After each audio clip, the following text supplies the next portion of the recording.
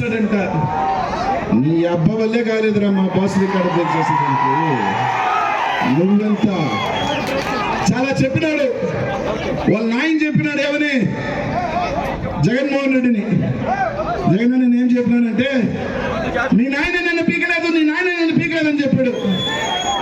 Right, time miss అయిందంతే.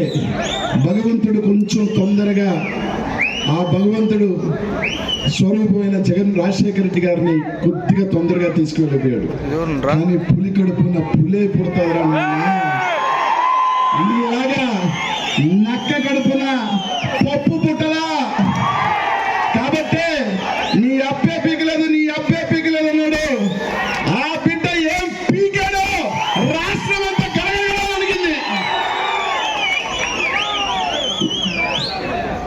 ఆ పులి బిడ్డ లోపలేస్తే ఆ నక్క బిడ్డ ఢిల్లీ పడిపోయాడు.